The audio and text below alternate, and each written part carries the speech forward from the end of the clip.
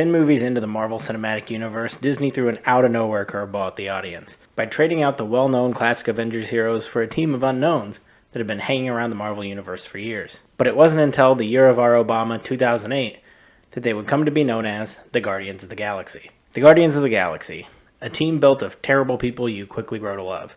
The daughter of Thanos, a man whose nickname is literally the Destroyer, a raccoon the size of a toddler with an arsenal bigger than all the world's nations combined, a tree that never got hooked on phonics, and a generic white guy with a Walkman. Now, this wasn't the first group of heroes to don that name. A bunch of characters you've never heard of outside of Yondu ran under the Guardians moniker for years, starting in 1969, and showing up here and there until the team we know today took over the Guardians' namesake. And still, this version of the team didn't get much recognition before 2014, when James Gunn brought the characters to the big screen. And since then, this movie and its sequels are considered some of the best films in the MCU slate of movies, with the main characters becoming very important to the greater MCU plot in the later ensemble films, which has led to multiple Guardians appearances across other media like Ultimate Alliance 3, and both their short-lived Disney XD series, Guardians of the Galaxy, and Rocket and Groot. And even with those other versions, the team hasn't seen much success outside of the Chris Pratt and Friends version. So, like many others, I was completely caught off guard when Square Enix announced a video game starring the team of misfit heroes for hire at E3 2021 titled Guardians of the Galaxy.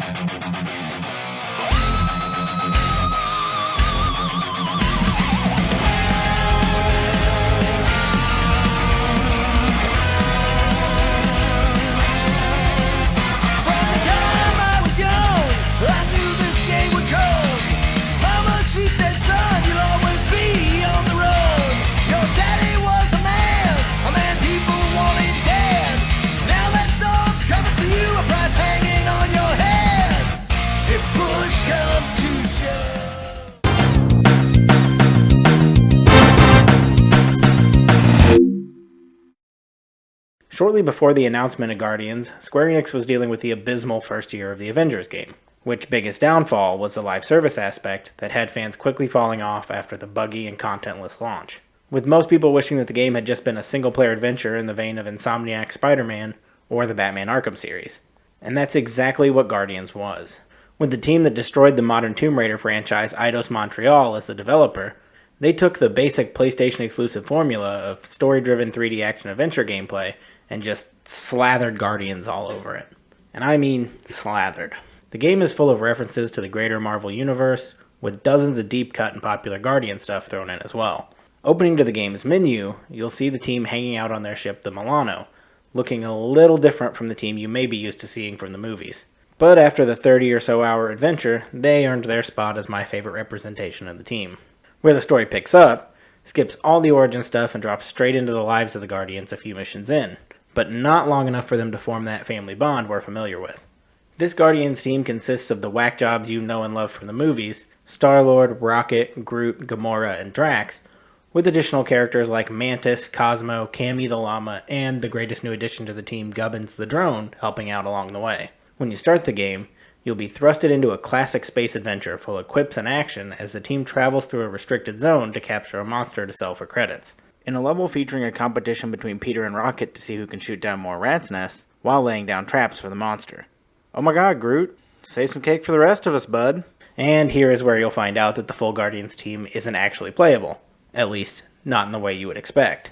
The whole game has you in control of the team leader Star-Lord, with the ability to call out to Drax, Gamora, Groot, and Rocket to do special attacks against oncoming enemies, and use their wide range of abilities to traverse the world. Much like Uncharted, the game has you traveling from set piece to set piece, shooting down bad guys and collecting artifacts as you go. But don't just push Guardians off as a basic Uncharted clone, because much like the Transformers, there's more meat for you to eyeball, or whatever that slogan is.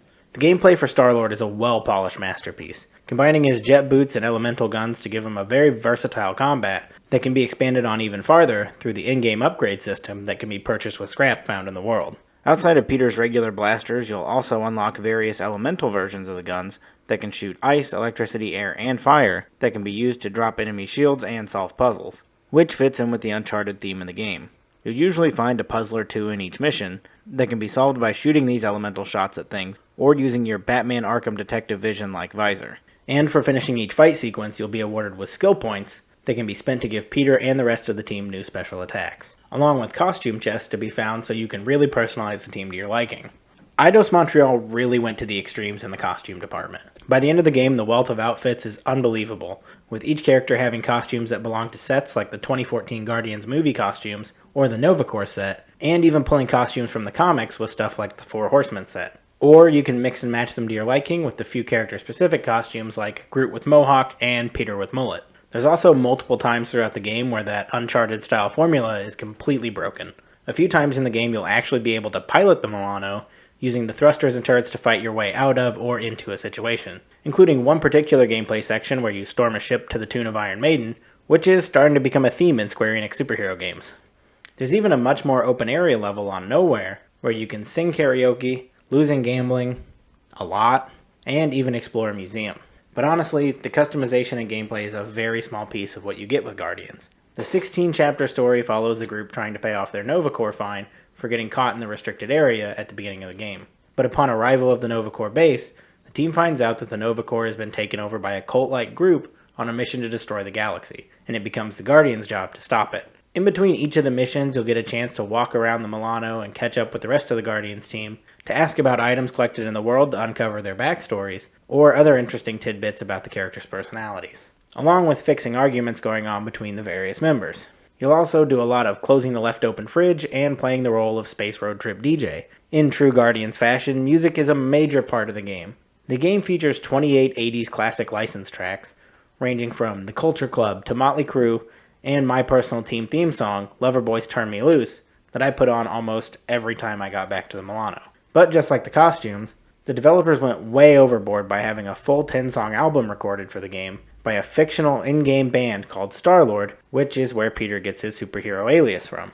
And this album is full of bangers like Zero to Hero, the song used in the intro of this video, along with Space Riders with No Name and A Bit of Good, A Bit of Bad being my favorites from the album. They even gave the option to turn off all the licensed music entirely, only allowing for the Star-Lord tracks to play for any of those content creators and streamers that want to avoid copyright strikes. And the coolest use of these music tracks isn't for background noise at all, but for the huddle-ups. As you battle your way through the hordes, you'll charge up a huddle, where you can summon the team together and you're tasked with giving the team the correct pep talk for the current combat situation.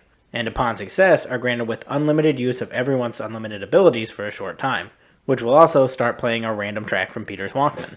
These moments add an almost cinematic edge when you're fighting off dozens of Nova Corps members to Where Eagles Dare by Iron Maiden, but its random selection of tracks can also have you fighting off the massive dragon Fin Fang Foom to the tune of Don't Worry Be Happy.